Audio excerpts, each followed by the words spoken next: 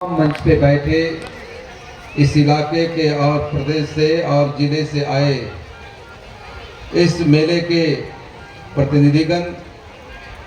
नौजवान दोस्तों, मित्रों, साथियों, अभी आप जिलाध्यक्ष जी के भाषण सुन रहे थे। वो विस्तार पूर्वक अपने समाज पे और समाज के व्यक्तित्व पर जो चर्चा किया और बताया, निश्चित रूप से मैं उनका समर्थन करता हूं। मैं कोई ज्यादा विशेष बात करना नहीं चाहता, इसलिए कि सांस्कृतिक कार्यक्रम करना समय बहुत हो गया है, लेकिन समाज में रहने के नाते, सामाजिक कार्यों में जुड़े रहने के कारण जब मंच मिलता है तो कुछ समाज के लोगों के बीच में बोलना पड़ता है। साथियों, आप जिस मंच पे हमें खड़ा देख रहे हैं, उस मंच पे दो महामानव का चित्र लगा हुआ है। एक पहला तो देवता के रूप में पूजे जा रहे हैं और देवता के समान ही उनमें शक्ति थी, अद्भुत शक्ति थी। आगम जैसे देहात में लोग कहते हैं कि किसी चीज को जान जाना। अगर आप जा रहे हैं उनके पास तो आपके विचार और आपके मन में क्या भावना, उसको जानना एक दिव्य शक्ति होती है। वह शक्ति हमारे आदरणीय और हम लोगों के सम्मानीय और हम लोग भगवान के समान जिन्हें मानते हैं, बाबा चूड़नल में था। दूसरी एक चित्र रखा है बाबा अंबेडकर साहब की। मैं उनको चरण स्पर्श करते हुए मैं इतना ही कहना चाहता हूँ, वह मानव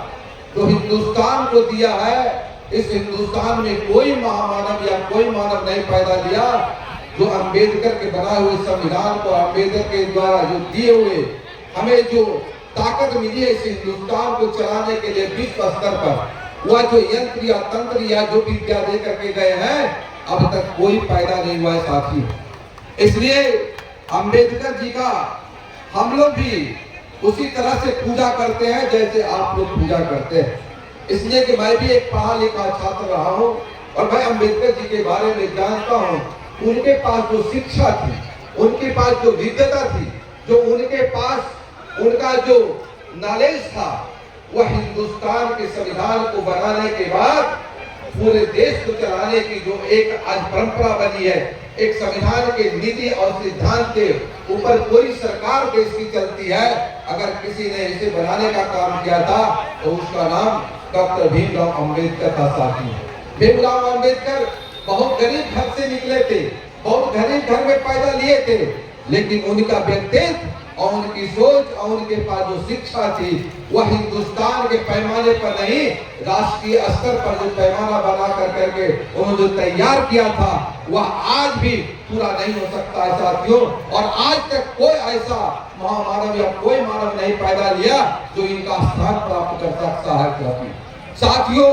अंबेडकर साहब हमेशा ये कहते थे कि जब तक दलित, शोषित, पीड़ित जो पिछड़ा है, उसका अगर सम्मान नहीं होगा, उसको अगर बराबरी का दर्जा नहीं मिलेगा, उसका अगर विकास नहीं होगा, वह अगर आगे नहीं बढ़ेगा,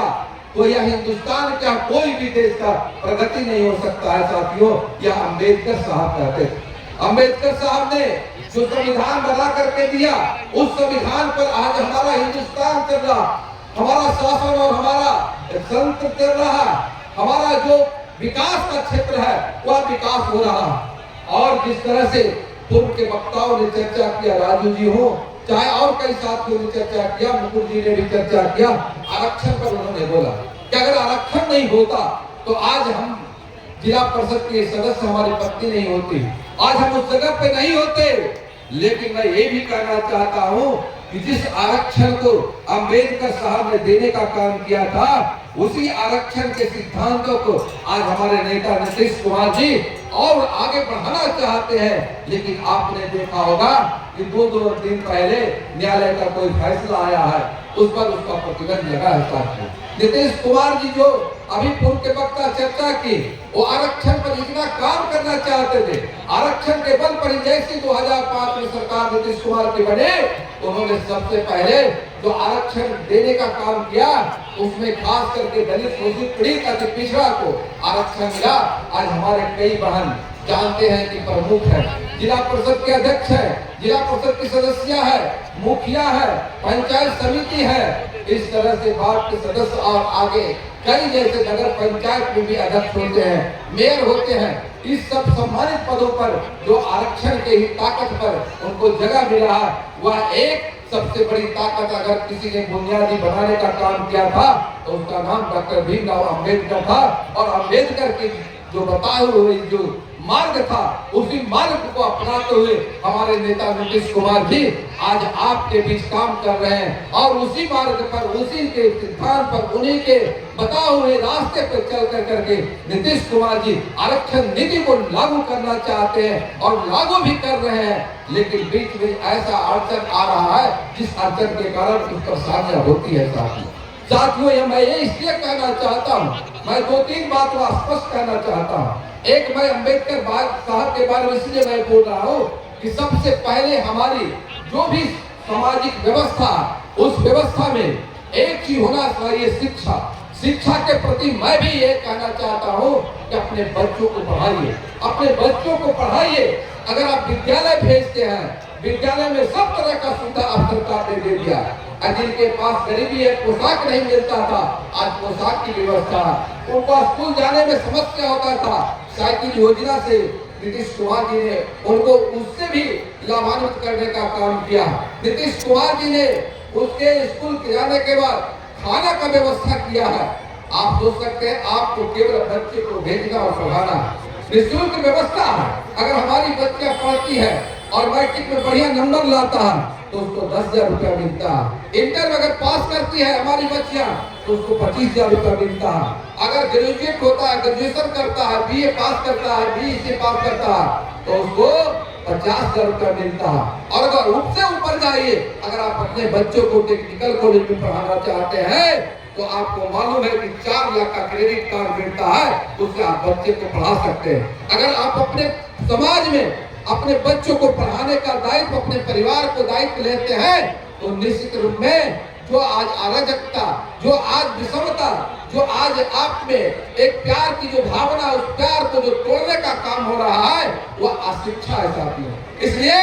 शिक्षा के प्रति जिस तरह से आज अंबेडकर साहब को सभी लोग पूछते हैं, मेरा हिंदुस्तान पूछता है, हम लोग पूछते हैं, हिंदुस्तान का 140 करोड़ जो जनता है वह पूछती है अंबेडकर साहब को। इसलिए पूछती है कि उनके पास शिक्षा था, उनके पास जो क्वालिटी था, वह गरीब घर में पैदा लिए, लेकिन उनकी शिक्षा अगर आप लोग जानते होंगे तो ये भी जानते होंगे फॉरेन से उन्होंने पढ़ा, इंस्टीट्यूट ऑफ इकोनॉमिक्स लंदन में है, वहां से उन्होंने पढ़ाई किया और एक एक पेपर में नहीं, कई पेपर में उन्होंने एमए की डिग्रियां ली और पीएचडी किया। पीएचडी करने के बाद डॉक्टर भीमराव अंबेडकर डॉक्टर कहलाए साथियों। इसलिए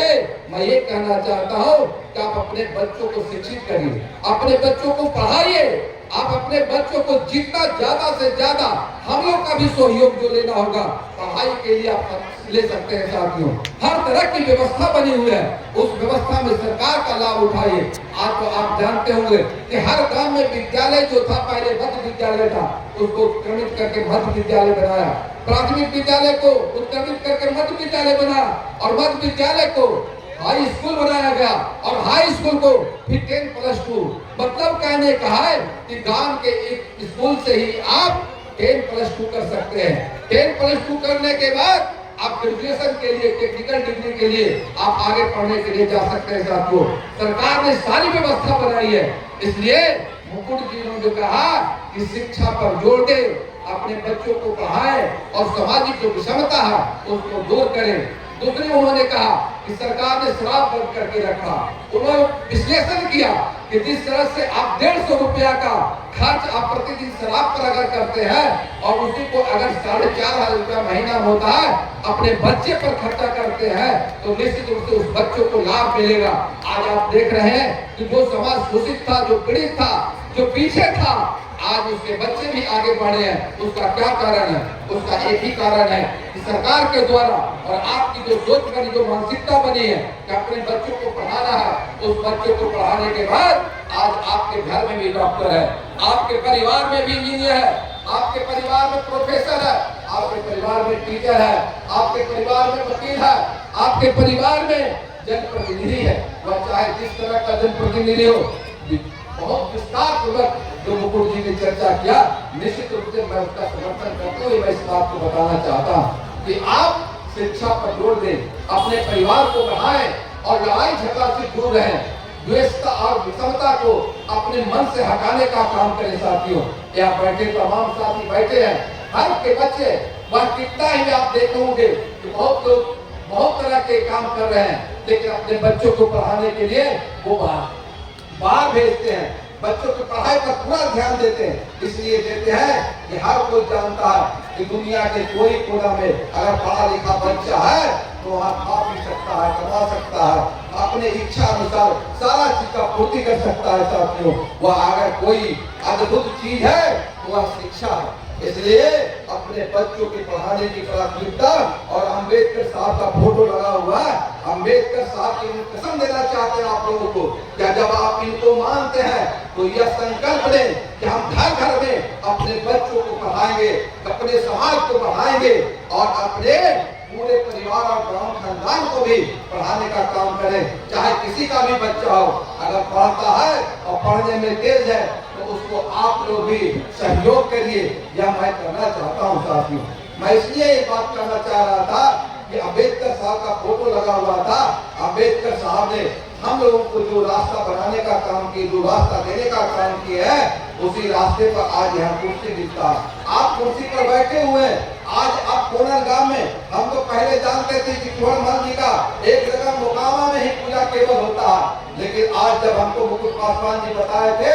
और इन्हें पर चर्चा हो रहा था, स्वर्गीय बालेश्वर बाबू इसके संस्थापक थे, इसी गांव के रहने वाले थे, डॉक्टर वीरेंद्र जी भाषण दे रहे थे, उन्होंने विस्तार पूर्वक बहुत बात बताने का काम किया। लेकिन मैं कोनर के लोगों को और इस इलाके के सभी लोगों को मैं शुक्रिया अदा करना चाहता हूँ कि आप बढ़ चढ़ करके जो आपके आदर्श हैं, जिन्हें आपने भगवान के रूप में पूजा है, भगवान का रूप दिया है और भगवान की जो ताकत उनमें सीमित था, उस ताकत का लाभ लेने के लिए, उनके आशीर्वाद लेने के लिए मेला में बढ़ चढ़ कर करके जिस तरह से मुकुट जी ने आपको आमंत्रित किया और कहा कि अपनी शक्ति को दिखाना चाहिए, निश्चित रूप से दिखाना चाहिए, लेकिन उसमें सहमता होनी चाहिए, उसमें एक सहायता होनी चाहिए, एक सरलता होनी चाहिए, एक सोच होनी चाहिए कि बाबा साहब कुंवर जी ने क्या लोगों के लिए और किस तरह से त्याग करके धन दौलत को त्याग कर करके उस समाज में रहने वाले लोगों के लिए, जो शोषित पीड़ित था उन लोगों के लिए उन्होंने जो आदर्श का काम किया, उसी आदर्श पर आज भगवान के रूप में पूजे जाते हैं। इसलिए कुंवर बाबा के चरणों में हम अपने आप को चरण अर्पित करते हैं, उनके चरणों में अपने आप को शीश नवाते हैं और इतना ही कहना चाहते हैं कि कुंवर बाबा भी आपको आशीर्वाद दे और आप लोगों के परिवार को तरक्की उठाने के लिए, एकजुटता बनाए रखने के लिए, अपने परिवार को बहुत आगे बढ़ाने के लिए जो संकल्पित आपका परिवार है, जो संकल्पित आपका लक्ष्य है, उस लक्ष्य को पूरा करने चाहिए। मेरे कई साथी पासवान के साथी हैं, आपके समाज के लोग हैं, बहुत लोग इंजीनियर है, डॉक्टर है, इंजीनियर है, डॉक्टर है, वकील भी है, सब तरह से बहुत आगे है। आज आप चर्चा करते हैं रामविलास पासवान जी की, मैं भी रामविलास पासवान जी को अपना आदर्श मानता हूँ। मेरी मुलाकात उनसे मात्र 3 बार। एक बार हमको पशुपाल जी अपने आवास जो रामविलास जी का था दिल्ली में, उस पर लेकर के गए थे, करीब 8 बजे रात में गए थे और जिस सम्मान के साथ रामविलास जी हमसे मिले थे, आज तक मैं उनका बड़प्पन और उनकी बड़ाई को मैं कभी भी नहीं भूलता हूँ। और उनका जो स्वभाव था, उस स्वभाव को मैं यही समझता हूँ कि अगर अंबेडकर के बाद दलित में कोई महान सपूत पैदा लिया तो उसका एक नाम था रामविलास पासवान साथी। रामविलास पासवान जी भी जातिगत नेता नहीं थे, जाति और समाज के पिछड़ापन के लिए उस समाज को बढ़ाना चाहते थे, लेकिन वो सबके नेता थे। उन्होंने कई लोग ऐसे लोगों को एमपी भी बनाने का काम किया,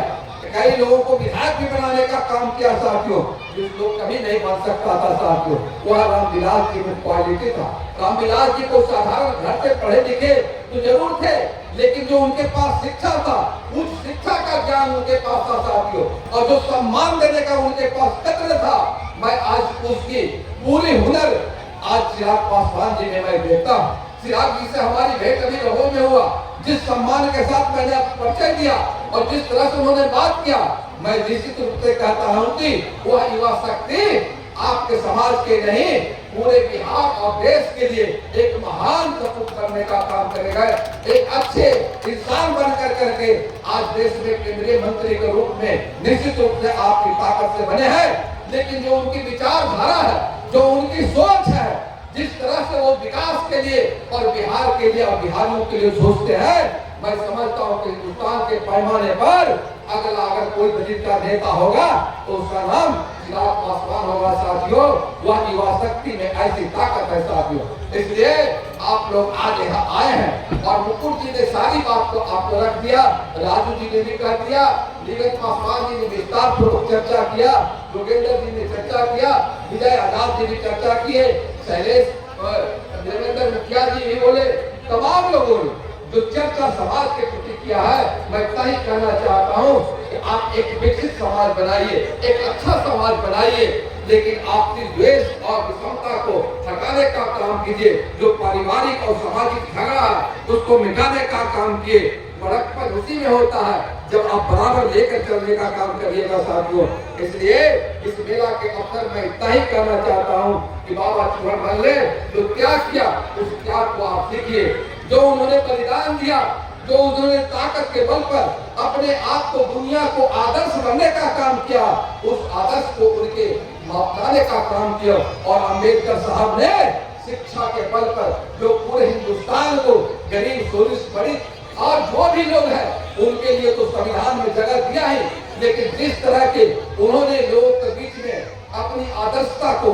अपने विस्तार से जो चर्चा करने का काम किया उसे अपनाने का है साथियों। खास करके मैं नौजवानों से यह कहना चाहता हूँ कि आज की पीढ़ी जो गलत जिस तरह से मुकुट जी ने कहा कि नशाखोरी और जिस तरह से परिवार में द्वेषता पैदा करने वाले गरीबों को सताने की जो पद्धति को अपने अपनाने का काम किया उसको परित्याग करिए। कभी भी अम्बेडकर साहब और बाबा चूहड़मल ऐसा नहीं सिखाते हैं, ऐसा नहीं करने कहते हैं, इससे परहेज करने के लिए कहते हैं। इसलिए आप इस परहेज को करिए और जब आप उससे दूर रहिएगा, आप उससे बचिएगा तो निश्चित रूप से आपका समाज विकसित समाज बनेगा, एक अच्छा समाज बनेगा। और देश के पैमाने पर जिस तरह से रामविलास जी का और चिराग जी का, अम्बेडकर साहब का, चाहे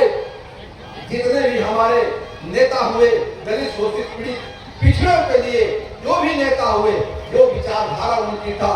आपस में जोड़ने का, आदत बढ़ाने का, उसको अगर बढ़ाना चाहते हैं तो उनको आदर्शों को, उनके विचार सिद्धांतों को अपनाने का काम करिएगा, तभी आप आगे बढ़ सकते हैं और एक महान समाज बना सकते हैं। महामानव का यही आशीर्वाद और यही वरदान और यही उनकी विचारधारा थी। उस विचारधारा को लेकर करके हम हो, राजू जी हो, चाहे मुकुट जी हो, योगेंद्र जी हो, चाहे रिगन जी हो, चाहे तमाम जो बैठे नेता है, उनको उसी आदर्श को लेकर करके आपके बीच जाना है और उसी आदर्श के लिए आपके बीच हम लोग आपके चरणों के लिए आज जो हमारा इतना बड़ा हमारे विजय जी ने कहा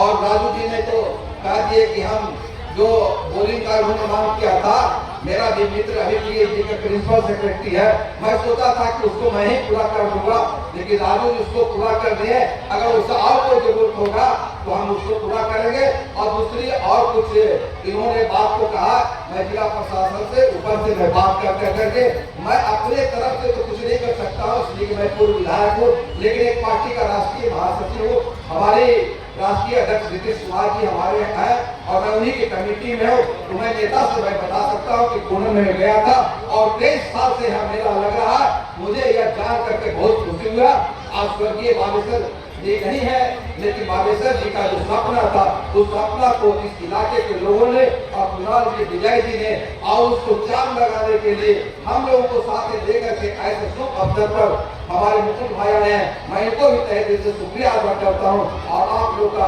अभिनंदन और स्वागत करते हुए, वंदन करते हुए मैं इतना ही कहना चाहता हूँ कि जो हमारे बाबा चूहड़मल और अम्बेडकर साहब का संकल्प है, उस संकल्प को आप भुलाने का काम नहीं करिएगा